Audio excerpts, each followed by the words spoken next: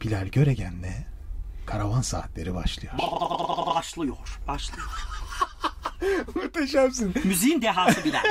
Yürü be. Allah'ına kurban, Allah'ına. Bilal, ben seninle nasıl yapacağım programı? Hocam benimle nasıl yapacaksınız vallahi bilmiyorum. Yani yetenek fışkırıyor ya. Böyle bir şey yok. Hoş geldin Bilal. Teşekkür ederim hocam. Hoş bulduk. Sağ olun. Başladık mı? Vallahi ben başlayalı bir saat oldu. Sen geldiğin andan itibaren show başlıyor zaten. Hocam müthiş. zaten bana hep diyorlar, Bilal'cim ileriye dönük projen var mı? Ben diyorum ben kendim zaten bir projeyim. Muhteşem. Bir kere hakikaten Bilal'in espriler yıkılıyor ama onun haricinde biraz önce Bağmen Sanam okudu. Sonra bir ezan okudu. Sonra ondan önce bir Hintçe okudu. Yetmedi, Arapça okudu. Hocam istiyorsanız dengbej bile okurum yani, fark etmiyor.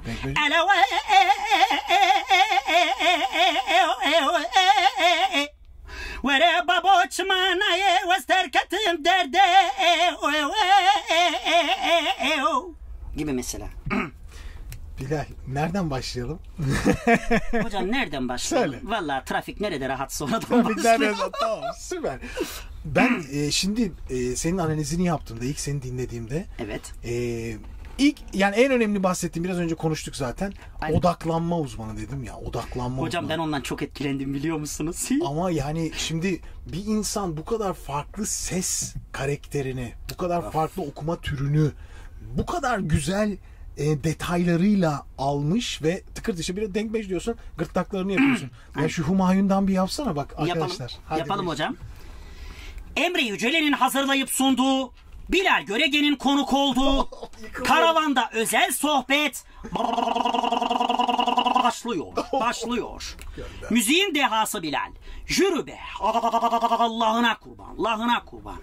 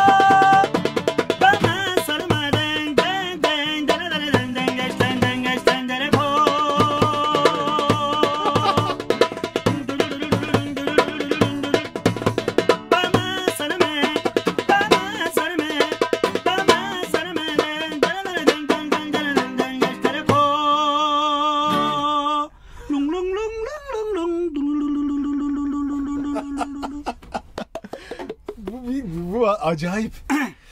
başladığın andan itibaren müthiş bir enerjin var Bilal. Bu nereden geliyor bu enerji? Hocam o enerjim şöyle. Mesela hani telefonun bataryası dolarda şarja takarsın ya. Mesela Evet. telefonunu şarj edersin. Evet. Ben de kendimi günlük şarj ediyorum. Mesela Nasıl şarj ediyorsun? nasıl hocam? İki türlü şarj ediyorum. Biliyorsunuz benim bir sloganım var. Cüzdanlarda deste biter ama Bilal'da beste bitmez. Ben evde sürekli besteler yapıyorum mesela kendi kendime. Bir de çok fazla kitap, gazete, dergi okuyorum ki 2012 yılında ben evime ilk interneti bağlattım. O zamandan bu zamana şu anda yani toplam kitap sayısı 417. Okuduğum kitap sayısı 417. 418.ye de yakında başlayacağım. Ve yine sorunuzla bağlantılı olarak ben hep böyle okuyarak, yazarak ve söyleyerek enerji depoluyorum. Ya hiçbir şey yapmazsam karnımı doyurarak enerji depoluyorum. Yani çok yemeği seviyorum. Bakmayın böyle bu kadar söylüyorum ama söylediğim kadar yiyorum. Onu konuştuk. Evet. Yani sen bazı yerlerde rekorların da var benim anladığım Kesinlikle kadarıyla. hocam. Yani. Mesela bir oturuşta işte ne bileyim bir yerde bir oturuşta 1,5 kilo çiğ köfte yemişliğim var mesela. Maşallah. Ne bileyim 20 tane şırdan yemişliğim var mesela. Ne bileyim işte Diyarbakır'da bir tepsiden fazla kaburga yemişliğim var mesela. Afiyet şeker olsun. Teşekkür ederim hocam. Arabanıza teker olsun. Allah yarabbim yıkılıyor. Ya müthiş bir enerji Bilal. Ben şimdi çağın hastalığı. Hocam sizde yoksa biraz verebilirim. Ya sen zaten şu an beni öyle bir doldurdun ki ben piller bende full çekiyor şu anda durum. Bravo. Ben O de zaman- fullendim yani. O zaman derhal kameramancım sen yarın işten ayrılma dilekçesi falan ver. durum sakat. Çağın hastalığı İstanbul'da ve büyük şehirlerde yaşayanlarda enerjisizlik. Değil mi? Ya ben Herkes de böyle bir yüz düşüklüğü. Bir otobüse binip gel, bir vapura binip gel. Bir böyle bir herkes bir sessizleşiyor. Sen nasıl Hatta- değerlendiriyorsun bunu? Hocam ben şöyle değerlendiriyorum. Bazen ben mesela toplu taşıma aracına bindiğimde yere bakıyorum. Neden? Acaba birisi yüzünü düşürmüş mü diye. Yok ya. ama önemli olan esprinin iğrenç olması değil. Ben o espriye gülüyor muyum, gülmüyor muyum? Önemli olan o zaten. Emre Hoca çok güldü. Demek ki Emre Hoca güldüyse o iş güzeldir. Buraları indiriyorum. Her yeri indiriyorum şu anda. Hocam ben de sizin analizlerinizi internetten indiriyorum. Bilal sen analiz yapıyor musun? Ben mi hocam?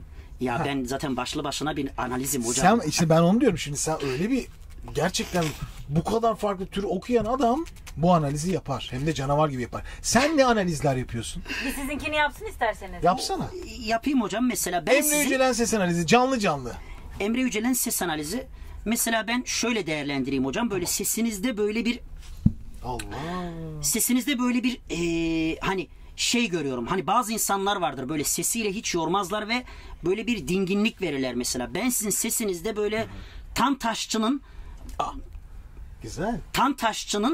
biraz daha böyle şair halini görüyorum sesinizde ki şarkılarınızı ben sizi bakmayın hocam sizi var ya sosyal medyada kimse tanımıyorken ben tanıyordum yani bunu netçe söyleyebilirim ki bunu da sizi çok sevdiğim için söylüyorum. Şu anda var ya böyle hani kurum ismi vermek ne kadar doğru bilmiyorum ama sizle röportaj yaptığım zaman kendimi böyle BBC'ye CNBC'ye röportaj vermiş gibi hissediyorum. Ya, cansın. Dediğim gibi sesiniz böyle hakikaten çok dinlendirici. Ben şahsen o keyfi alıyorum. Bir de mesela hocam bazen R'den okuduğunuzu mesela fark ettim. Bir şarkınızı şu an hatırlayamadım hangisi olduğunu. Kelebek olabilir mi? Kelebek olabilir evet. R'den okudunuz mesela. Ki ben sizin sesinizin R'ye daha yani R karar sesine daha böyle Daha yakışıyor uyumlu diyorsun. olduğunu düşünüyorum hocam. Kelime bulamıyordum az önce o yüzden böyle biraz duraksadım. Yok Hocam sen fazla gitmesin yoksa elinizden mesleğiniz. Ya mesela sizde şey yok hocam böyle mesela bazıları rock söyleyeceğim diye gırtlağını böyle çok kızmaya yakın hale getirirler mesela. İşte mesela aşkın derken orada aşkın olur mesela. Evet. Orada bir anda o gırtlak böyle kızmaya ve bağırmaya hazırdır ve bazıları da böyle bunu daha böyle bir vibre ederler. Vibrasyonel hale getirirler mesela. Ama ben bunların hiçbirini yapmıyorum. Ben doğal neyse onu okuyorum. Tıpkı doğal Adana şalgam suyu gibi. ben peki Adana şalgam suyuyla okuyorum. Hocam sence? bence siz şalgam suyu değil. Siz var ya böyle sizin bir sesiniz var muzlu süt gibi. Çantamda vardı benim de. Zirveyi yaşadım bugün. Ben sizin sesinizi çok beğeniyorum. Beğenmeyenler Beğenmeyenler bir zahmet ayrılsın. Ama Evet. beğenenler like atmayı unutmasın. Allah. Emre hocamızın kanalına abone olun arkadaşlar. Ben söylüyorum. Ay Bilal harikasın. Vallahi müthiş. Yanlış anlamayın. Emre hocanın trolü falan değilim. Gerçekten enerjin muhteşem. Bu harikulade bir şey. Seyirciye de bu geçiyor ki seni izlemeye bayılıyorlar. Teşekkür ederim hocam. Ben Fazla şimdi- bayılmasınlar. Kolonya yetiştiremesinler. Ne zaman seni görsem çünkü bir yerde canlı performanstasın. Ne zaman görsem şarkı söylüyor. Senin kadar şarkı söyleyen var mı acaba? Bence yoktur. Yani. Hocam benim kadar şarkı söyleyen ya şöyle bazen ben bile diyorum ya Bilal kör olasıca senin kadar şarkı söyleyen yok sus artık falan diyorum ama durduramıyorum. Durduramıyorsun. Durduramıyorum. Harikulade. Ya peki bu kendindeki bu becerinin ilk ne zaman farkına vardın Bilal?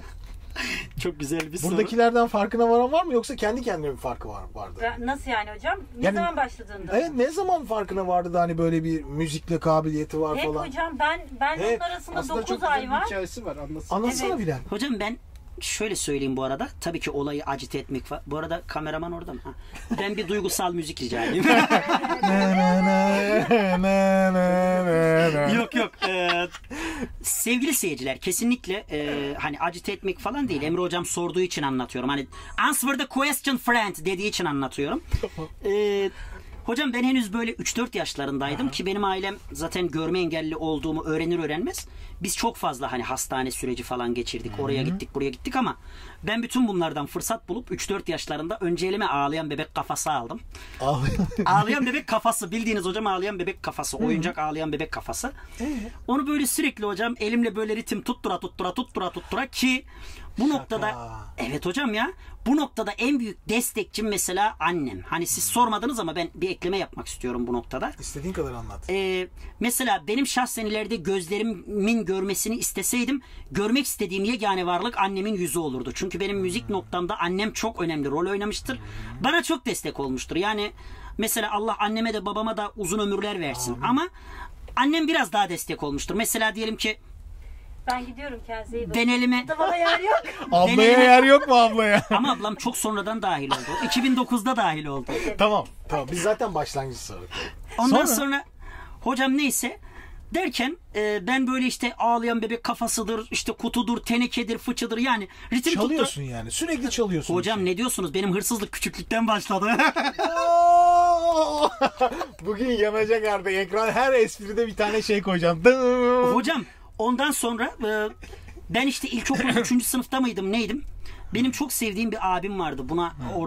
Buradan kendisine selamlarımı iletiyorum. Ali Kuş abim dedi ki benim eve gel dedi. Sana yok benim eve gel demedi özür dilerim. Kaynanasının evindeydi. Bizim komşumuz da onun kaynanası kayınbabası falan dedi ki yanıma gel dedi. Seninle bir şey görüşmemiz lazım. Hani sana bir sürprizim var dedi. Tamam Ali abi dedim. Tabii benim içimden geçiyor. Tamam Ali abigil çok güzel bir yemek yaptı. Beni yemeğe çağırdılar. Tabii. Direkt Beklenti gene yemek üzere. Tabii.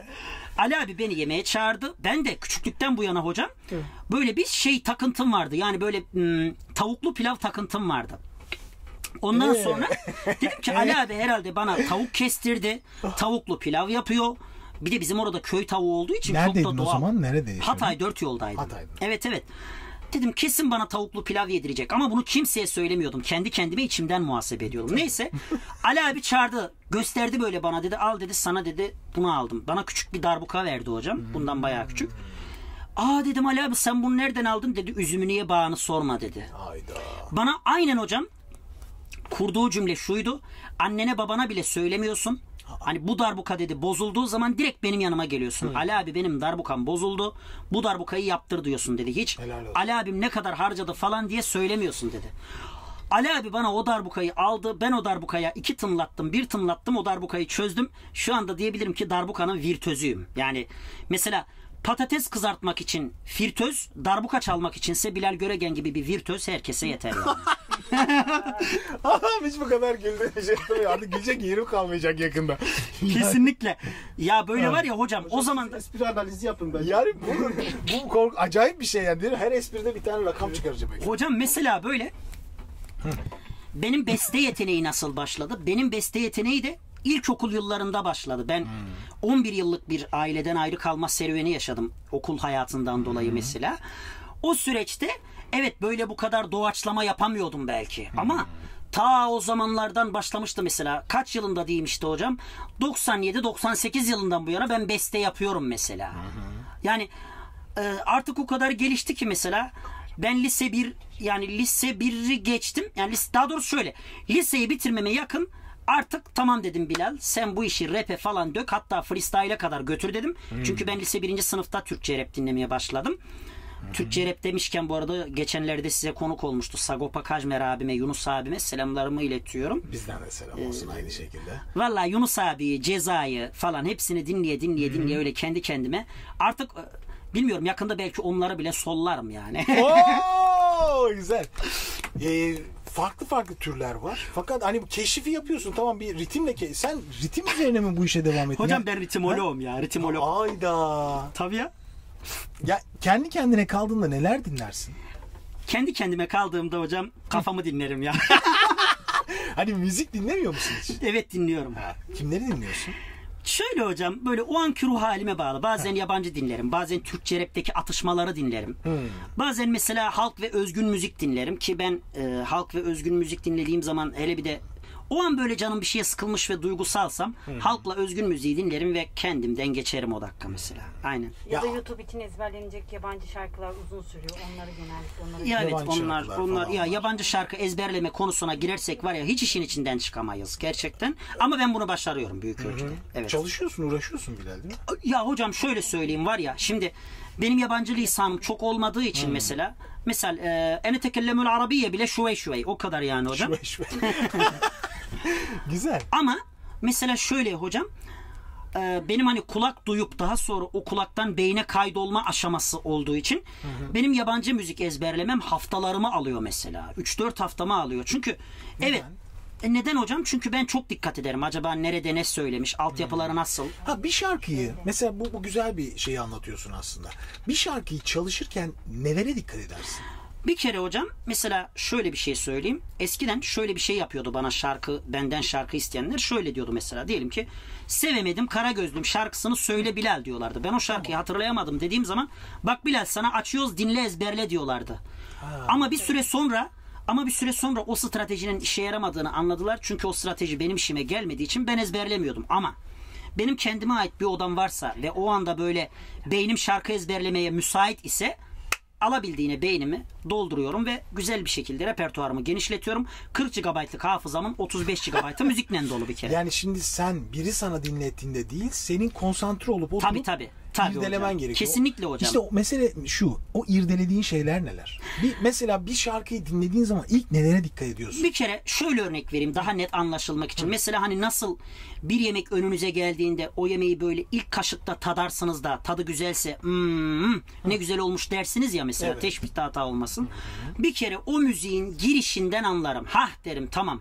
Bu müziğin altyapıları 10 numara. Tam da bana göre ben bu müziği Ctrl S yapıp kaydedeceğim diyorum. Ama yok o müzik uymuyorsa diyorum ki ya gerek yok biz buna daha sonra da çalışırız deyip o müziği açıkçası buruşturup bir kenara atıyorum.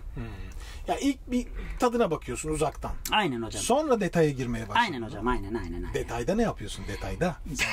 Sen ona sırları ver sırları. Hocam sırları aslında çok basit var ya onu dinlerken hiçbir şeye adapte olmayacaksın. Yani kafanda hiçbir şey kalmayacak. Mesela nedir? Diyelim ki örnek veriyorum hani tabii ki. O müziği dinlerken kafanın diğer bir tarafında iş güç olmayacak. Borç harç olmayacak. Hiçbir sıkıntın olmayacak ve o an sadece kendini o ezberleyeceğin esere odaklı. Tabii ki. Yani beyin tıpkı bir damacana gibidir. Damacanaya bile suyu doldurursun bir yerden sonra artık taşar. Yeter artık ya der yani. Ki damacananın genişliği de malumdur hepimizce. Benim beynimde öyledir mesela. Benim eğer kafam hiçbir şeye takılmamışsa, canım hiçbir şeye sıkılmamışsa ve canım şarkı ezberlemek, türkü ezberlemek, ilahi ezberlemek istiyorsa vallahi beni kimse tutamaz. Yani beni Sezar mezarından kalksa durduramaz o Peki derece. Bilal farz et ki yani sen müzikle ilgili bir eğitim aldın mı? Yok hocam ama eğitim verecek seviyeye geldim. Onu diyeceğim. Şimdi eğitim almadın ama... Eğitim almadım ama bir şey söyleyeyim. Söyle. Bu parantezi ayrıca açayım. Ben bağlama çalmasını 4 hafta gibi kısa bir sürede öğrendim. Evet bana... Kaç enstrüman çalıyorsun? Ben şöyle hocam. Darbuka, bağlama ve tef çalıyorum. Ya diğer adıyla bendir çalıyorum. Ama kendimi darbukada daha iyi ifade ediyorum. Darbuka. Ve son zamanlarda da kalimbaya yöneldim. Hayda. Kalimbayı da çalıyorum. Güzel. Evet. Ama bir eğitimin yok. Eğitimim yok. Ya eğitimim yok şöyle. Kendin yani, sadece. Kendim kendin tamamen kulaktan dolma, sarmak, köfte, Peki öyle yani. ha, bildiğin şeyler neler? Bunu çok merak ediyorum. Mesela müzikte bildiğin mesela armoni bilir misin? Atıyorum işte nota bilir misin? Bak, Hocam, soruyorum sen anlat bana. Hocam yani nota da bilirim. Notmaya da bilirim. O benim Not B hatta ya. Aynen hocam aynen. Ya hocam bunların hepsini gerçekten ben çalışa öğrene ezberledim. Hani mesela diyorum mesela Emre Hoca nasıl burada işte örnek veriyorum armoni anlatıyor. Bir açayım da dinleyeyim ya diyorum mesela. Tamamen merak. Ben mesela Braille alfabesini bile biz görme engellilerin okuma yazma için kullandığı Braille alfabesini bile ben merak ederek öğrendim. Tamamen merakla öğrendim hocam yani. Müthiş bir şey. Yani berberin işi tarakla, Bilal'in işi merakla. Çok acayip. Yani, ama şöyle bir bakış açısını ben seviyorum Bilal. Şimdi mesela sen hakikaten şunu merak ediyorum. Çünkü şimdi biz Aha bakın siz de merak ediyorsunuz mesela. ya merak ediyorum. Evet ya acaba hani sence gözleri gören ve görmeyen bir kişinin müzik kabiliyeti arasında ne temel farklar oluşuyor? Hocam bir kere gözleri gören adam adı üzerinde ya gözleri görüyor ve her şeye de adapte oluyor. Mesela diyelim ki benim ablama mesela siz müzik dinlettiğinizde aynı anda ablamı biri çağırıyorsa ablam direkt o çağırana yöneliyor. Sese yönelmiyor da çağırana acaba nereden çağırıyor diye bakarak yöneliyor örneğin. Niye gömüyorsun? Estağfurullah ben seni kalbime gömerim Beni ya. niye gömüyorsun diye ablası. Ses olarak. Dış ses geldi o. Hocam mesela diyelim ki ben o konuda çok şeyimdir. Yani ben kendimi sırf oraya odakladığım için yani görenle görmeyen arasındaki fark gene oraya geliyoruz. Odaklanmadır hocam. Odaklanma asıl fark. Kesinlikle yaratıyor. hocam. Tabii. Peki mesela şey mi acaba sesleri kontrolün dışarıdan gelen sesleri olan kontrolün mesela farkı herhalde var. Daha fazla duyuyorsun. Ya şöyle bir şey söyleyeyim hocam mesela. Ben diyelim ki oraya odaklandım. Ama dışarıdan gelen sesi de duyarlıyım. Mesela diyelim ki ben müzik ezberlerken adam bana küfür etti değil mi mesela? Duyuyorsun. O adam ilk başta duymadığımı zanneder ama daha sonradan ben o adamın hesabını görürüm yani. Güzel. Peki sadece müzik yapmadın herhalde hayatın boyunca değil mi? Efendim? Başka mesleklerle de uğraştın ya. Sadece Tabii müzisyenlikle ben hayatını araba geçirmedin. tamirciliği falan da yaptım. Yani hani Garsonluk da yaptım. Hatta garsonluk müşteriye da. ciğer diye tavuk götürdüm. şaka mı bunlar gerçek mi? Ya yok şaka yaptım tabii ya hocam. Yani ya hocam şimdi bir şakanın şaka olduğunu anlamanız için Ben illa şaka vallahi yaptığımı söylemem mi lazım? Senle sen karşımdayken işim çok zor benim Bilal. Çünkü her şeye gülebilirim yani. İnanılmaz güzel anlatıyorsun Ya hikayeleri. eyvallah. Çok teşekkür ederim hocam. Vallahi bakın benim eğer ifade etme şeklimi beğeniyorsanız bravo yani. Gerçekten sizi tebrik ediyorum. Ellerinizden öpüyorum. Ne demek kesinlikle Evet. öyle. Çok ve hani senden buradayken bol bol şey de öğrenmek istiyorum aslında. Hocam estağfurullah öyle öğrenmek istiyorum falan demeyin. Vallahi gider yarın okul açarım ha. Zaten bu aralar canı sıkılan özel okul falan açıyor. Bir de ben Hayda, açarım olur biter hayda. yani. Güzel. Bilal şimdi senin yaptığın parçalar birçok yerde işte YouTube'da şurada burada her öyle bir büyük noktaya ulaştı ki. Çünkü onlar yedek parça değil, orijinal parça. Yanıyor ortalık ya Bilal müzik yapalım. Vallahi muhabbetten çok müzik yapalım hadi. Hocam yapalım. Hadi. Hatta hocam Söyle. benim sizden bir istirhamım var. Hayırdır? Ben size beste yaptım. Onu okuyayım mı? Allah gönder. Okuyayım mı hocam? Merak ediyorum ne yaptığını. Si bemol. Si bemol. Evet. Sesleri alıyor musun? Sesleri alıyorum evet. Evet. Bilal. Absolut müsün ya sen kulağın tamamen mesela do verir misin bana? Do veririm hocam, batı da veririm.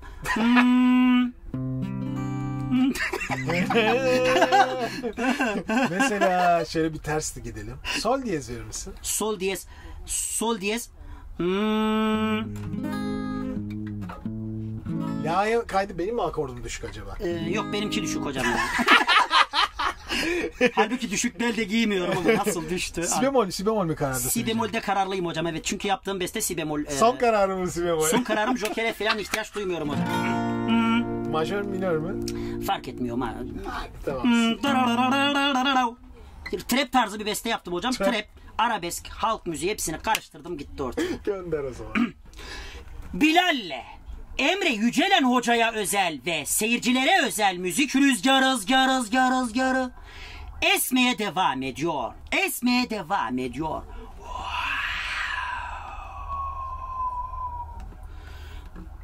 Dum dum dum du du dum dum dum du du dum dum dum du du dum dum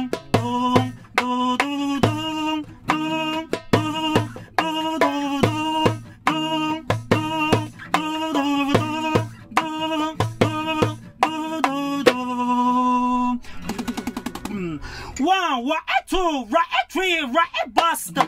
Emre Yücelen verir şan dersi. Ona kötü demeyin kardeş, adam tam tersi. Her hakim onun hesabına maaş yatırıyorsa dilerim maaşına %90 zam gelsin. Emre Yücelen verir şan dersi. Ona kötü demeyin kardeş, adam tam tersi. Her kim ona her ay maaş yatırıp duruyorsa dilerim parasına %90 zam gelsin. Emre hocayla tanışacağım, küssem biriyle barışacağım, onunla her türlü konuşacağım, analizlerle de vuruşacağım. Emre hoca beni çağırıyor, neredesin diye bağırıyor, gönlüm onsuz ağrıyor, bu yürek ona beste yapıyor. Yaptım işte Emre hocaya ben her türlü beste, onun kötülük olmuyor asla hiç seste. Bilal Göregen Emre hocayı izlemeyince streste, yaşıyoruz bu hayatı bizler aheste aheste. Yüce Rabbim versin Emre hocamıza uzun ömürler, yaz kış evinde mangal yakmak için kömürler. Gelir bak işte bize yüce haktan emirler, bu nakaratı sevenler mutlaka ki dinler. Emre Yücelen verir şan dersi, onu kötü bilmeyin kardeş, adam tam tersi. Her kim ona her ay maaş yatırıyorsa dilerim maaşına %50 zam gelsin. Emre Yücelen verir şan dersi, ona kötü demeyin kardeş, adam tam tersi. Her ay kim ona banka hesabına maaş yatırıyorsa dilerim maaşına %100 zam gelsin. Analiz yapar Emre hoca, Rabbim onu sokmasın borca. Kiminin derdi hiç yok ama kiminin derdi koca koca. Adamdır adam bilinen, onun adı Emre Yücelen. İstanbul'da bir beyefendi, bütün kötülükleri azmiyle yendi. Bilal Göregen ona rap yaptı, herkes ondan bir şeyler kaptı. YouTube bile onu paylaştı, insanlar onunla kaynaştı. Emre hocanın gitarı oynaştı, rahat ne güzel diye çaldı. Introları veriyor dandan, kopmayın siz bu nakarattan. Emre Yücelen verir şan dersi, ona kötü demeyin kardeş, adam tam tersi. Her hakim ona güzel maaş yatırıyorsa dilerim ki %50 maaşına zam gelsin. Emre Yücelen verir şan dersi. Hey hey, Emre Yücelen verir şan dersi, onu kötü bilmeyin kardeş. Abi muhteşem ya. Efsane beste. Tebrik ediyorum Bilal. Hocam bir de mesela kameramanınızın adı ne kardeşim? O da Emre. Bir dakika. Bugün dilek dileme günü. Çok güzel hocam, bir dilek dilerim inşallah. Bir de hocam Emre abimize yönelik bir beste yaptım. Anında yaptım ha. Bak. Ne zaman yaptın? Hemen Şimdi yaptım. benim şarkımı söylüyordun. Hemen yaptım. Ton ne? Ton hocam ton yani sola yakın. Bakalım. Sol. Evet, sol doğru sol. Biz hep sole doğru gidiyoruz. Acaba olabilir. Solcu muyuz ya?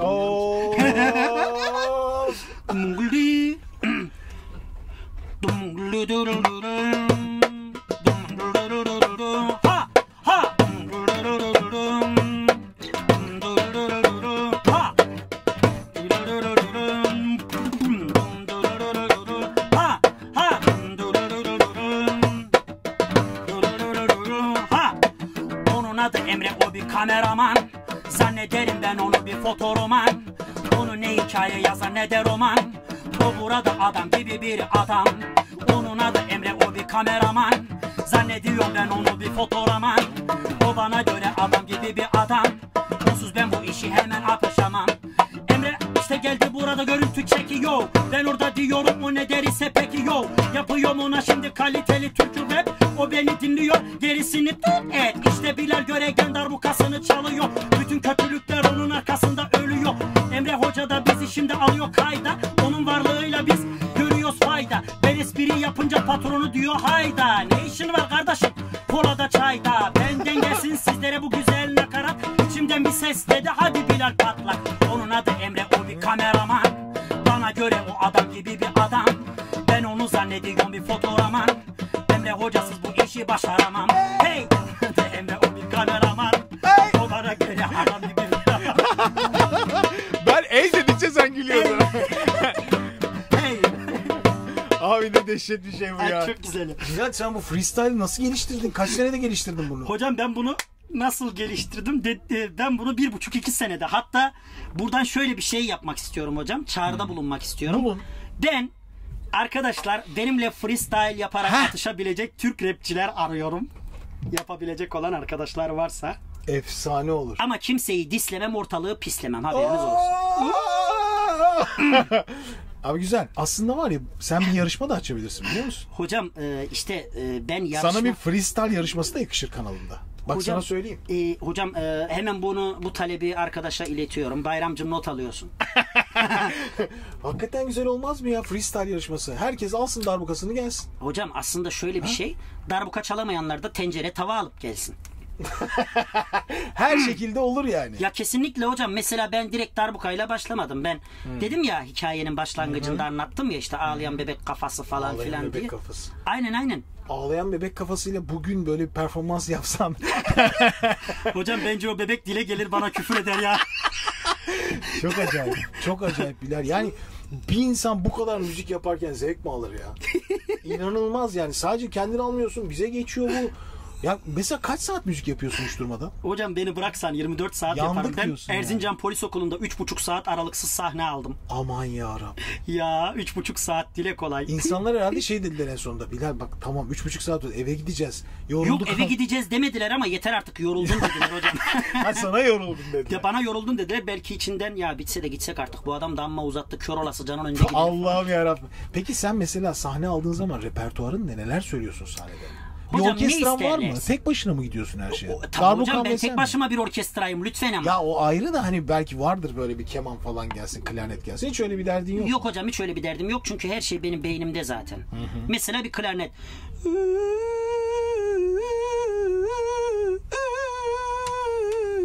Gibi. Si hocam. Si. Hiç uğraşma. Mesela hocam bir de ney sesi yapayım mı size? Tabii.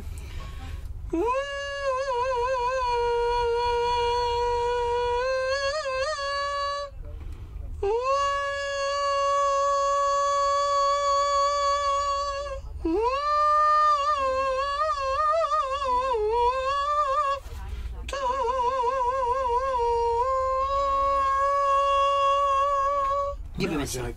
Bilal sesin yoruluyor mu?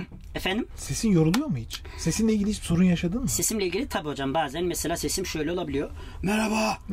Kısılıyor. Gibi mesela.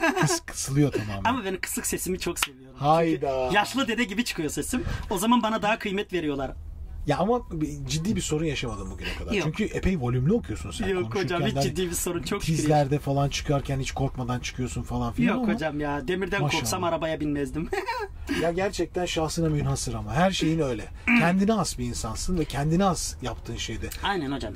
Senin benzerinde bir sana böyle yakın hiçbirini dinledin mi hayatında? Yok. Değil mi? Ben de duymadım ya. Hiç duydunuz mu siz böyle bir şey? Yani Ya Bilal bana- Göregen benzeri hocam bir şey size yok. şöyle söyleyeyim. Zaten bana yakın ya da benim gibi birisi olacak olursa o benim rakibim değil, arkadaşım olur zaten. Harikasın ya. Aman Allah'ım ya. Yani bükemeyeceğim bileği sıkarım, öperim yani. Efsane. Öyle. Ya sen kaçlısın? Ben hocam 0409 1988 Hatay İskenderun doğumlu olup 88. bekarım. Hayda. Buradan taliplerime duyurulur diyormuşum. 88 doğumlusun. Yani Evet. yaklaşık şu an Hesaplamayın 32,5 yaşındayım. Daha çok gençsin ya. Vallahi Ya maşallah. daha çok işimiz var. Bu millete daha çok hizmet edeceğiz. Allah ya Rabbim. Abi, müthiş güzel bir enerjim var Bilal.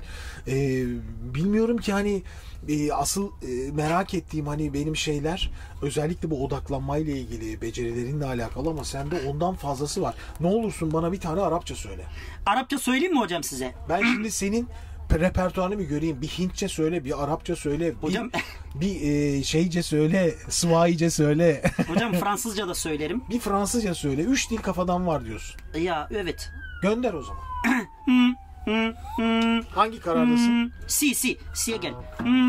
La di' صوت اشتري ولا تو صوت اشتري لا Si'ye دي çıkar. صوت اشتري ولا تو صوت اشتري دل اس شوية عيلي مرة مرة اس شوية عيلي مرة يا عيلي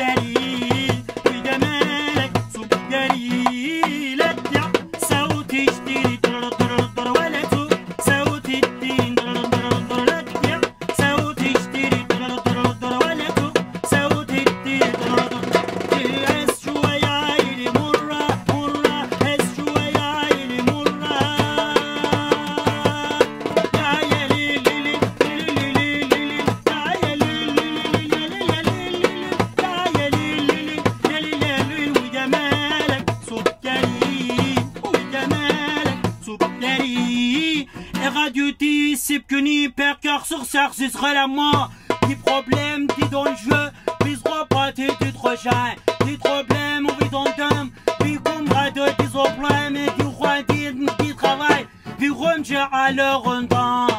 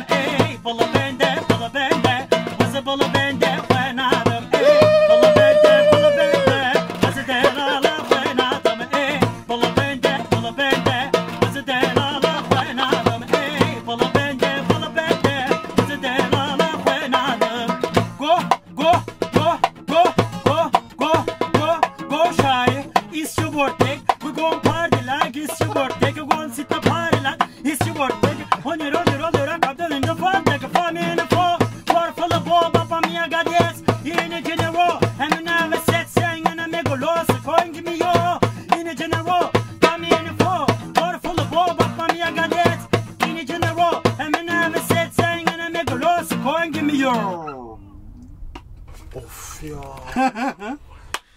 Allah'ım ben var ya yemin ediyorum beni 10 yaş gençleştirdin ya. İnanılmaz bir enerji maşallah. Hocam ne istiyorsanız onu yaptım. Arapçayla başladım, sonrasında da İngilizceyle bitirdim. Bu nasıl bir yetenek ya? Bu nasıl bir yetenek ya? Müthiş bir enerji Hocam var. bazen ben de kendime söylüyorum sen nasıl bir ayaksın diye. Sonra cevabını kendim veriyorum. Düz ayaksın, ötesi yok diyorum. Ama yani şu darbuka ile buluşma hikayen, bak sana söyleyeyim, hayatının en büyük enerjisi. Çünkü o darbukanın sesi sana müthiş bir enerji veriyor ya. Hocam evet, mesela ben darbukayla şöyle bir şey yapmak istiyordum aslında. Bir de benim şöyle bir hedefim var. Ne var? Şimdi sizler hani müzik otoritesi olduğunuz için Ya bilirsiniz. otorite falan değiliz biz. Arkadaş sohbet ediyoruz. Hocam mesela darbukada ve benzeri vurmalı aletlerde, vurmalı enstrümanlarda mesela tramola diye bir olay vardır. Ben iddia ediyorum bu tramolayı 100 saniye aralıksız yapıp rekor kırabilirim. Guinness rekoru falan mı? Guinness. Denedin mi? İlk denememde 50 yaptım. Tabii ilk denememde 50 yaptım. Üstelik böyle mesela ara vererek falan değil. Aralıksız 50 yaptım. Ama ben bunu 100'e tamamlarım diye kesin iddia ediyorum. Peki Türkiye'deki böyle önemli darbukacılarla hiç tanıştın mı? Yani belki de kendimden başka önemli darbukatör görmediğim için kimseyle Ya tanışmadım. yapma etme. Ne bileyim hani bu konularda böyle Yok, var tabii. çünkü çok iyi Yok ben darbukacılar var. şaka yaptım tabii ama geçen işte hocam mesela çok kıymetli bir kardeşimle Orkun Işıtmak'la bir çekim yaparken Evet. Emin abideydik. Emin abiye selamlar olsun. O sağ olsun bayağı iyi darbukada. Ben kendisini bildiğim için kendisine örnek veriyorum ama mesela bir örnek veriyorum Burhan Öcal'la ya da bir Mehmet Akatay Mehmet abiyle Mısır tanıştık. Mehmet. Mehmet abiyle tanıştık biz. Hatta Mehmet abi bile benim hayranım çıktı. Koca darbukatör Mehmet Akatay bile Çok benim güzel. hayranım çıktı.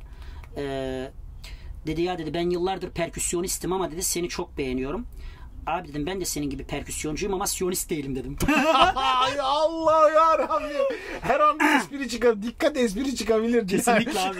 Kesinlikle abi. Tak tak Yani şöyle söyleyeyim abi. Bence o darbukatörler de o darbuka ustaları da beni görse bence onlar da bence mest olurlar ya. Yok abi ben zaten şu andan itibaren diyorum ki bu işte bir numara Bilal Göregen. Çok Bak, teşekkür ederim. Bilal Göregen'in enerjisi ben daha görmedim, bu ne? Hocam siz görmediniz, ben hiç görmedim. Mikrofonu yiyeceğim şu anda. Müthişsin. Bilal peki bir şey soracağım. Sen O Ses şeye katılmıştın değil mi? Yeteneksizsinize katılmıştın. Evet hocam, Yeteneksizsiniz. Türkiye'ye katıldım. Yetenekli olduğum için 2. oldum ama yeteneksiz olsaydım 1. olurdum. Niye? Çünkü adı Yeteneksizsiniz Türkiye. Dur, ben bir şey diyecektim gitti valla. Dur. Farz et ki hiç aklında böyle dünyadaki başka yarışmalara katılmak oldu mu? O Ses Rusya'ya çok katılmak isterdim. Değil mi? Bence acayip, sen gittiğin her yeri yakabilecek bir şeysin yani. Hocam o yüzden zaten beni çağırmıyorlar. Bilal yakar da bize yangın masrafı çıkar diye. Masrafı çıkar. Evet. Bence ama ben şundan eminim ki senin bilmiyorum gelecek hedefin ne? Tam onu konuşuyoruz. Açıkçası şöyle, dünyaca ünlü starlarla mesela Shakira ile düet yapmak. Efsane olur. Gibi. Evet. Shakira söylüyor musun? Söylüyorum evet. Patlatsana bir tane şey. Tamam hocam. Kimle düet yapacaksan onu söyle. Hocam Shakira'dan bir tane söyleyeyim mi? Tamam. Vaka vaka söyleyeyim hocam. I'm gonna spy you, I'm gonna stay you, for the night side, the rain, the sun, the wind, the fire.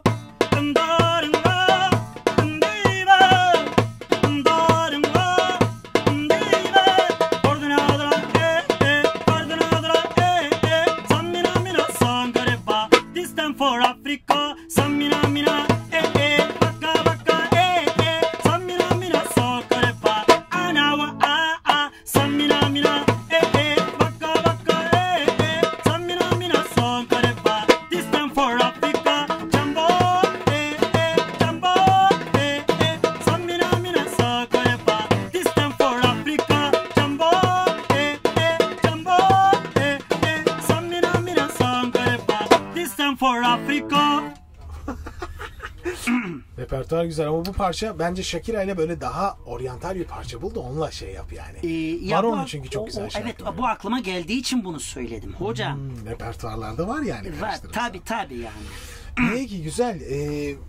Ya bir şey soracağım. Mesela bir tavsiye vermek istesen böyle gençlere ne tavsiye edersin? Vallahi müzikle bence, ilgili, hayatla ilgili. Ya bence bakın şey. Ben şöyle söyleyeyim Emre hocam mesela. Ben görme engelli olmama rağmen hep şöyle düşünüyorum. Engelli olmak başarıya engel değildir diyorum. Gençlere müzik konusunda ve hayat konusunda vermemi istediğiniz tavsiyeye gelince de şunu söylüyorum. Azmetsinler ve sabretsinler diyorum. Yani çünkü Azmin elinden hiçbir şey kurtulamaz. Öyle olsa benim elimden darbuka kurtulurdu. Yani darbukacı Azmi her gün feryat figan ediyor. Yeter artık vurma bana diyor. Öldüm diyor ama ben devam ediyorum. Devam ediyorsun. Evet. Usanmadan ve Yok hocam kesinlikle. Eğer bir gün darbuka çalmaktan bıkarsam bilin ki öldüğüm gündür. Hoppa. Vallahi çok acayip. Yani Bilal senin kamera açık olduğu sürece burada karşımda, bırakın kamerayı. Biz dışarıda da böyle konuşuyorduk. Ben dedim hadi içeri girelim, kayıt yapalım. Bir ara kayıt da yapacağız çünkü bugün. Yani gerçekten müthiş. Müthiş. Ben benzerini görmedim Bilal'i. Hakikaten ya ne diyeceğimi de bilmiyorum ya. Bilal'le zaman geçirmek güzel. Sen hocam, hakikaten zaman geçirmek çok hocam güzel. Benimle zaman geçirmek çok güzel diyorsunuz ama siz bir de onu ablama sorun.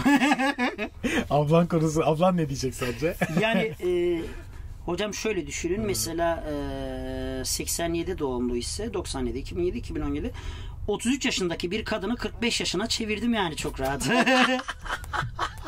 Yoruldu mu artık diyorsun? Çok yordum hocam ya. Hakikaten. Bak sizle ilgili dedikodular var içeride. Ne diyor ne Allah aşkına gene Yordum diyor, yordum. 45 yaşına geldi diyor. Ben mi? Öyle diyor. Ben Gencecik kadını yordum diyor.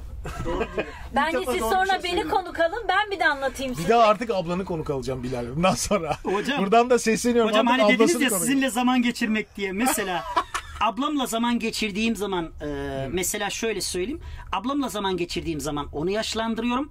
Ama Bayram kardeşimle zaman geçirdiğim zaman da çocuk nasıl yolculuk yaptığını bilmiyor. Yolculuk çok çabuk geçiyor. Evet. Nasıl Bilal'le yaşamak nasıl bir şey? Yani hocam bir gün bence burada değil de karavanda değil de gezerek bence bunu siz deneyimlemelisiniz yani kesinlikle. O zaman Bilal bir beraber gezeceğimiz bir şey daha yapalım seninle. Ne Yapalım dersin? hocam. Yani Vallahi kesinlikle Bilal Göregen'le Yani ve Bilal Göregen'le geziyoruz. uzun yol. Evet. Yani, hocam, Karavana yatak bir şeye. hocam mesela Neyse. Hocam hatta size mesela şöyle bir şey söyleyeyim. Söyle, tamam. Programın adını bile buldum. Emre Yücelen ve Kör Gezgin. Ya o Bilal. hocam kulak müziği yani müzik kulağı iyi olduğu kadar Yol tat ve muhabbeti. koku alma şeyi de çok geliştiği için geçerken diyor işte burada örneğin kokoreç yapılıyor. Burada köfte yapılıyor. Bilmem bu meşhur. Hemen Aynen. yemekle ilgili hiçbir Gurmelik şey. direkt. Evet kesinlikle. Hocam gurmelik yeteneğim de Ya fena. bir şey soracağım Bilal. Tabii. Şimdi bazı müzisyenler, müzikle ilgilenenler Evet. müziği de kokusu olan veya rengi olan bir şeye benzetirler. Hiç böyle karışıyor mu bazen bir şeyler? Mesela ben kendi sesimden örnek vereyim. Eğer Yani. sesimi bir şeye benzetseydim bu kuşkusuz bu kalemon olurdu. Çünkü benim sesim her renge giriyor. Yani Çıkışları çok iyidir misal. sesimi bu kalemona benzetiyorum yani. Bir uzun hava söylediği zaman camlar kırılır yani. O denli. kadar Çok güçlü. iyi. Uzun hava hiç... Ben hocam misal biz yaklaşık 4 sene bekar hayatı yaşadık Bilal'le biz. Gece canım sıkılıyordu. Bir efkar basıyordu bana. Hadi Öyle uzun değil hava. işte. Gece gidiyordum odasına uyandırdım. Kalksana ya bana şunu söylese. Uykudan Tabii, kalkıp yani. Çok yapmışımdır hocam. Hocam bir de uykuda Sorun çok yapmışımdır. uykudan kalkmama rağmen o sesimi siz düşünün mesela. Yani canım sıkılmıştır. Hadi Maşallah. şunu söylesene. Ama benim hocam çok tok bir sesim vardır. Yani sürekli yemek yediğim için biraz tok bir sesim vardır. Her Demet Zalım Durduramıyorum Feli. ya. Tabii. Espri bombardımanı Her yaşanıyor. Demet Zalım Feli bir söylesene bak. Ah, her demet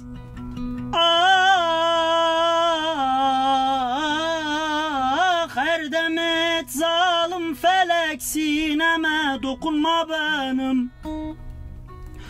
Taş mı sandın yüreğim kal'a mı bedenim? Evet. Tenha gecelerde tenha gecelerde ben eyler mi teselli? Baykuş sesini bülbülü şeydaya da geçmem.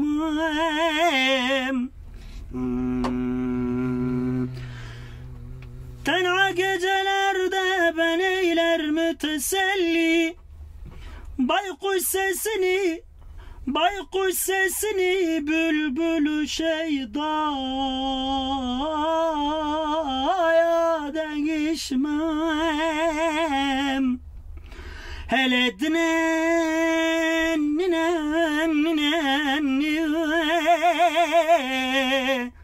sebebim zalim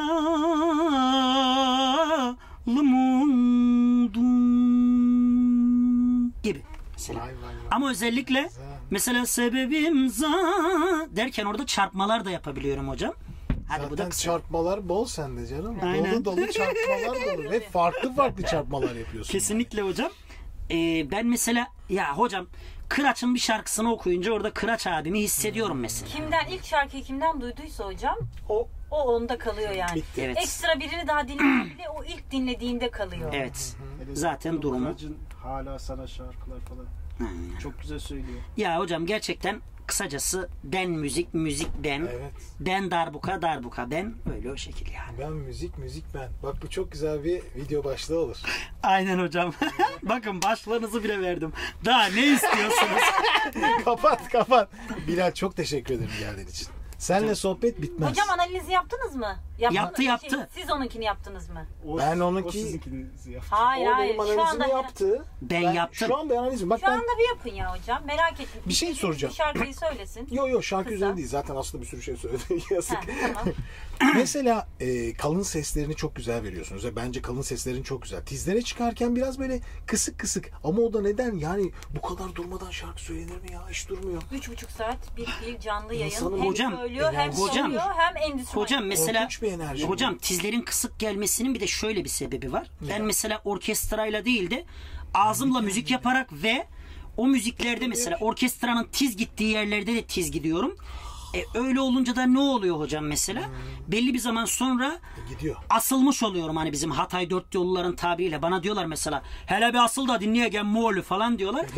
İşte, oradaki asıl bu asıl işte hocam. Evet. Sürekli asıl kopmadığına şükredelim yani. Ben mesela biz konuk olmuştuk hocam bir yere. Yani Bilal konuk olmuştu. İkbal Gülpınar Hanım'a.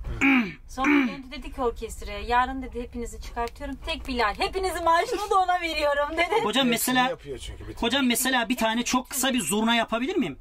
Kısa değil.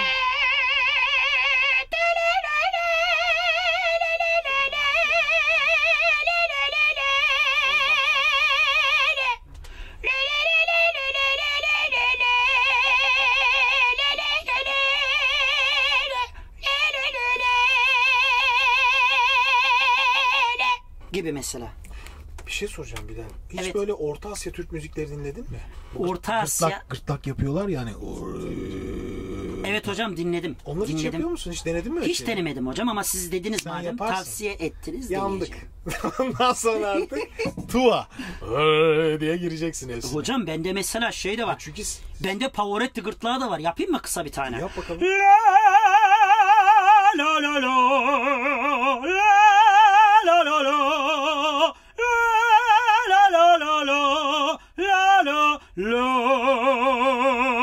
la la la la la gibi mesela. Benim enerjim bitti. Hadi Bilal'e yetişemiyorum şu anda. Bu kadar farklı, bu kadar değişik ama gene de ben sana hep tavsiye edeceğim ne biliyor musun? Buyurun hocam. Şu sesini hoyrat kullanma. Ne gibi aşırı mesela? yorma. Yok hocam rakı falan içmiyorum. Yok rakıdan değil. Rakıdan değil de gene de hani böyle bir dinlenecek kendine zaman ayır ne olur. Hocam zaten kendime sadece bir kere zaman ayırıyorum. O da uyurken zaman ayırıyorum. Ona da zaten yeteri kadar telafi ediyorum ya. 10 saat falan uyuyorum. Gerçi beni bıraksalar var ya, mesela bugün ne? Cuma. Beni cuma günü bıraksalar uyusam pazar günü sabah uyanırım herhalde. Kesinlikle. Uyumayı seviyorum. En azından uyku senin ilacı. Zaten ses tellerini en güzel dinle. Al dinle bak. Dinleyebilmesi çok iyi. Önemli bir şey yani. Ben dinliyorum da işin varsa ne yapacağım? Emre Hoca uyu dedi. Uyu mu diyeceğim sana? Kusura bakma, öyle bir şey yok. Kalk deyince kalkacaksın. Ama ben bu sesle ekmek yiyorum. İşte olabilir. Ekmeğin kaçtıktan sonra istediğin kadar dinlen.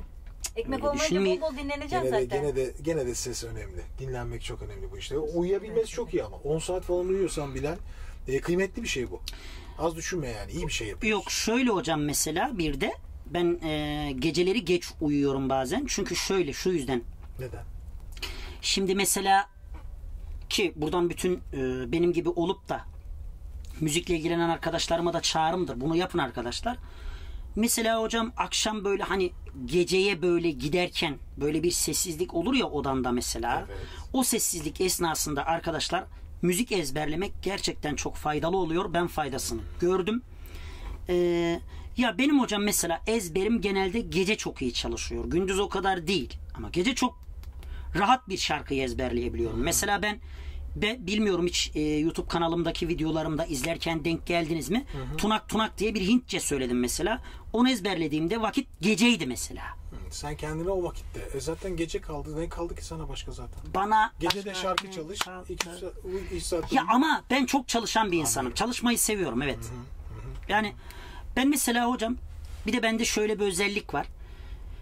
Benimle kim oturup konuşursa, gerek mesleğiyle ilgili, gerek normal hayatıyla ilgili. Yani ben hani dediniz ya sadece müzik mi yapıyorsun gibisine bir soru sordunuz ya. Evet. Ben mesela yalnızca müzik yapmıyorum. Aynı zamanda ki bunu ben muhabbetimizin içinde de söylemiştim. Cümle içinde yarım da olsa kullanmıştım. Kitap okuyorum, gazete okuyorum, dergi okuyorum. Türkiye ve dünya gündemini alabildiğine takip ediyorum ve en önemlisi her konuya dair önce bilgim sonra fikrim var. Benimle oturup sohbet eden insanlar anlıyorlar bunu hemen şap diye. Yani örnek veriyorum, bir avukatla oturup hukuk konuşabiliyorum. Ya da bir akademisyenle oturup eğitim konuşabiliyorum. Ya da bir milletvekiliyle oturup siyaset konuşabiliyorum. Ya da ne bileyim bir gazeteciyle oturup medya üzerine konuşabiliyorum. Yani her konuda önce bilgim sonra fikrim var. Çok araştırmacı bir yapım var. Her şeyi araştırıyorum. Mesela ablamla ve arkadaşımla konuştuğumuzda onlardan duyduğum daha önce duymadığım ama onlardan duyduğum bir kelime ya da bir iş olduğu zaman hemen mesela onu araştırıyorum. Çok araştırmacı da bir ruhum da vardır. Merak ettiğim bir şeyi çok araştırırım. Ve bu araştırmam öyle tamam araştırdım internetten baktım değil. yani. Haftalar sürüyor mesela. Ya Tabii mesela hocam ben bazen diyorum ki diyelim yeni bir şarkı çıkmıştır. İşte bunu söylemesini istiyorumdur. Diyorum ki sadece şarkının 15-20 dakika 15-20 saniyelik bölümünü ezberle. Gerisinde kalsın diyorum. Oraya odaklan diyorum. Bir bakıyorum şarkının hepsini ezberlemiş. Diyorum ki ya niye öyle bir şey yapıyorsun? Sadece 15 saniye. Hadi ama olmaz ki bir işe başladığında ama müzik yarımlık kabul etmez ki. Olmaz diyor. Müzik yarımlık kabul etmez ama. Çok haklı. Ben de hep öğrencilerimi o şekilde çalıştırırım. Yani derim ki bir parçayı öğreneceksiniz, tamamını söyleyeceksiniz. Kesinlikle. Yarım yamalak şarkı diye bir şey yok. Kesinlikle hocam. Mesela ben yarım yamalak şarkı olayına mesela hani küçük çocukluğumda bu işe başladığımda da karşıydım. Mesela ilk ezberlediğim şarkıyı bile hatırlıyorum. Mustafa Uğur'un Ölmem Mi diye bir şarkısı çıkmıştı. Henüz ben çocukken. Mesela o şarkıyı bana yarım söylettirmeye kalkıyorlardı. Ben diyordum ki hayır bu şarkıyı kesinlikle bu şarkıyı dinlemeden gitmeyeceksiniz ya da bana başlatmayacaktınız bu şarkıyı diyorum. O şarkıyı söylüyor ve gidiyorum. Yani anlayacağınız profesyonellik çocuklukta başlamış. Ama o gerçekten kıymetli bir şey. Yani tamamını erdirmek disiplindir. Ya, müzik konusunda zaten hocam müzik hariç diyeyim. Müzik sadece müzik için aşırı disiplinli. Ama onun dışında daha rahat olabilir. Fora. ama şöyle bir şey olduğu zaman de ki Allah izin veriyor da diyor her şeye ablam izin vermiyor. Ablamdan isteyin ondan sonra. Hocam var ya bildiğiniz gibi değil. Ben yani var ya ben ablamdan o kadar korkuyorum ki sesini duyunca dizlerimin bağı çözülüyor. Bırak Allah. Hiç de korkacak birine benzemiyor ya Bilal. Yok hocam siz. Hocam biz bir polis okulunda program yapıyoruz ama nasıl kalabalık okul. Ben dedim ki çocuklara orada müdüre falan işte polis okulu müdürüne Bilal dedim nerede olursa olsun beni tanır dedim. Tamam. Yok falan dediler. Dedim ki görürsünüz akşam. Program başlasın görürsünüz dedim. Program başlayana kadar içeriye hiç girmedim. Evet. Bilal'i aldılar sahneye. Program başladı. Müdürü aradım dedim ki müdürüm giriyorum ben içeriye dedim. Bilal'in sahnedeki tepkisine bakın dedim. Bak şimdi. Hocam inanır mısınız kocaman stadyumda salona girdim. Bilal şarkı söylüyordu. Şarkıyı bitirdi dedi ki abla hoş geldin. Şaka Bilal nasıl anladın? Hocam nasıl söyle? Ha kokudan mı? Bilmiyorum. Hocam, yok artık büyük koca stadyumda nerede kokusunu alacaksın? Salonun sonunda o kadar hocam, nasıl oldu o iş? Anlat bakalım. Hocam ya bilmiyorum yani. Nasıl bilmiyorum ya? Yok bilmiyorum değil aslında. Şöyle hocam. Ya ablamı yürüyüşünden. Yani bilir hocam. Artık beraber vakit... Ben de mesela hocam onun el hareketlerinden... Gerçekten yürüyüşünden mi? Attın mı kafadan yoksa? Yok hocam ya gerçekten kafadan atmadım. Yürüyüşünden ama yürüyüşü tabii o zamanlar topuklu giyiyordu ya. Ben sırf onu ya hocam biliyor musunuz hocam. Benim zaten topuklu ayakkabı giyen bayanları çok seviyorum. Yani. Ben sırf onun yüzünden giyiyordum. Eminönü'nde falan böyle bazen sırf o topukluları dinlemek için geziyorum mesela. Neden? Çok seviyorum sesini. Yani siz Bilal'e hiç at sürüsünün koyun sürüsü mü? Şöyle hocam misal ablamın dediği koyun sürüsü olayı şu. Koyunlar hani böyle sürü halinde giderken bir ses çıkar. Onu yapıyorum. Onu diyor. Şöyle hocam.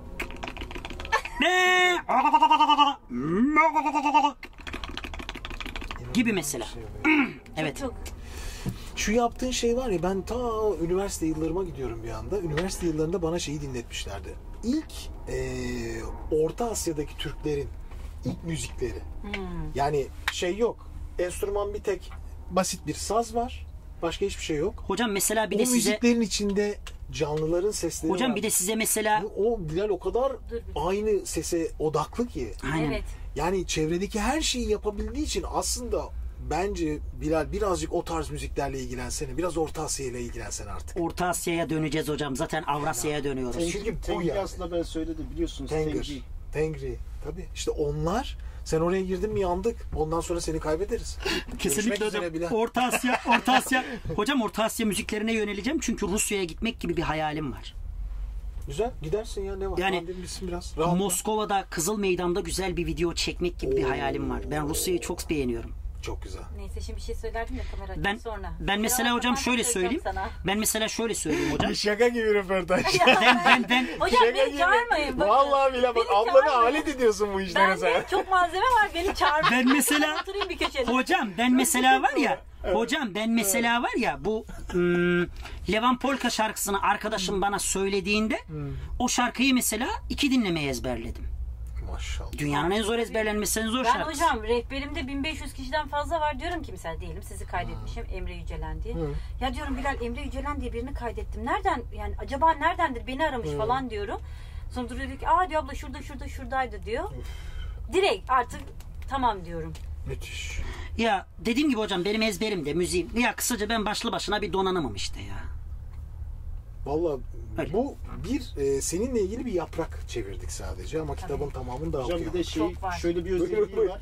Mesela diyelim yolda biriyle karşılaştı, selam verdi, merhaba geldi. Tanışmak için tabii. Evet. Hemen diyor işte sen diyor örneğin Tokatlı mısın? İşte Tokat'ın falanca Tabii. Ay ilçesinden, yok artık köyündensin. ama. Yani Hocam var. Metrobüste gidiyoruz. Bir Ay, yerdeyiz. yok artık Metrobüs ama. böyle karşılıklı ya hocam. Karşılıklı. Çok şaşırdınız Bir tane değil mi hocam? elinde Çantalı. Ya ne bu Böyle artık? takım makım giymiş. Beş. Konuşuyor telefonda. Bilal de bana dedi ki abla dedi ya dedi Elbistanlı dedi. Maraş'a bağlı bu arada. Maraş'a İşte. ya Andırınlı. Şiveden alıyor Heh. değil mi?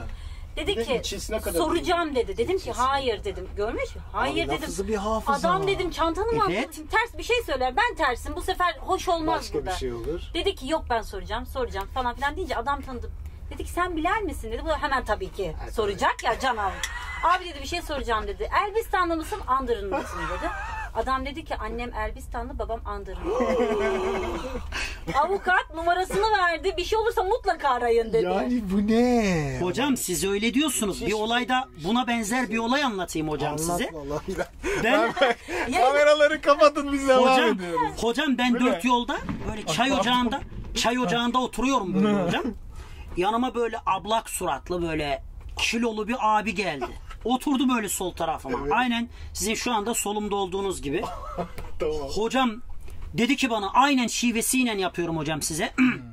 Kardeş dedi ben seni hep dedi arabamda dinleyeyim ha dedi. Dedim eyvallah abi Allah razı olsun dedim. Ama böyle var ya hocam elini omuzuma bir attı. Bir el var mübarek var ya deve tabanı gibi. Ondan sonra var dedi ki Allah'ını severim senin dedi. Senin adın Bilal mıydı dedi. Evet dedim abi benim adım Bilal'di. Ya dedim abi sana bir şey soracağım. Sor kurban olduğum dedi. Kurban olduğum değil kurban olduğum dedi. Dedim ki abi dedim ya sende dedim tırcılık var mı dedim. Sen dedim hiç tır şoförlüğü yaptın mı dedim. Şaka gibi. Önce bir düşün dedi ki lan Allah'ına kurban olurum senin dedi. Nereden biliyorsun lan benim tır şoförü olduğumu dedi. Efsane. Ondan sonra yanındaki şeyi çağırdı dedi. Esabil dedi. Baksana buraya Kivra dedi. Benim adama dedi çay vereceksin ha dedi. Parasını ben veriyorum tamam mı dedi. Hiç unutmuyorum hocam. Evet, evet. Tabii O tır- Adıyamanlıların gerçek Adıyamanlı olduğunu nereden biliyormuş? Mesela şöyle hocam. Yine böyle Adıyaman'a bir programa gitmiştik. Ramazan etkinlikleri Tabii biz bu arada kapsamında. Türkiye'de 73 Her yere gittiniz mi? 73 ile 73 il. gittik. Artı tabii bunların ilçelerine de Almanya'nın hemen hemen her şehrine gittik. Ya bu sizin için nasıl bir deneyim? Benim için de Yani siz hep beraber geziyorsunuz. Evet, Ve her gezdiğiniz yerde farklı insanlarla tanışıyorsunuz. Tabii ki. Ve yani Yani benim için deneyim tatlarla başlıyor. Bilal'i bir de her kesim insan izleyebilir. Evet. Bilal bir insan değil yani sadece bir bölgeye. yok değil hocam. Herkesin izleyebileceği insan. Önünüzde Size 70 ne katıyor bu? yaşındaki Çok önünüzde merak 70 ediyorum. yaşındaki bir adam da Evet, kesip evet, evet. oğlum seni çok seviyorum dua ettim sana diyebiliyor. 10 yaşındaki bir çocuk da ya Bilal abi bir fotoğraf çekilelim Ya mi bu diyebiliyor. sizin hayatınızda neyi Çok değiştiriyor? hocam nasıl çok güzel bir duygu. Ya Yani sadece duygunun ötesinde yani insanlara bakışınız değişiyor mu? değişiyor tabii ki. En azından şöyle düşünüyorsun. Diyorsun ki Bilal açısından şöyle söyleyeyim. Biz ülke olarak engellilere bakış açımız biraz farklıdır ya hocam. En azından diyorsun ki ya evet sen önceden engelliler adına bir düşüncen vardı. Mesela belki şahsen Bilal'le bir araya gelmeyene kadar hep engellilere karşı bir mesafeliydim. Bilal'le başladıktan ilk bir sene psikolojim bozulmuştu. Çarptığı sehpayı atıyordum, ayağını öpüyordum. Hani karşılaşmamıştım daha önce. Bilal böyle yoluna devam edince, daha çok çıkınca diyorum ki evet engeller gerçekten her şeyi yapabilirler. Ama keşke biz başa dönseydik ya. Hayda. O zaman daha iyiydi. Mesela. Bilal'in zaten yapamadığı bir çamaşır yıkama var. O çamaşır Yapıyor, yıkama, yapar. Onu ben de yapamıyorum zaten. Her şeyi yapıyor. Yapar, onu da istesin yapar. Yeter ki istesin. Evet, Oo. evet. Ya Müthiş bir şey. hocam şöyle mesela ben şöyle bir şey de anlatmak istiyorum bu Tabii. konularla alakalı. Anlat. 2008 yılında ben Ankara'da rehabilitasyon merkezi eğitimine ilk başladığımda bana soruldu işte hani hangi kursları almak isterdin diye. Ben bilgisayar ve santral kursunu yazmıştım. Benim bilgisayar hocam kendisine selamlar olsun. Kayıt devam ediyor mu bu arada? Ediyor. Atilla Kutlutaş hocama selamlarımı iletiyorum.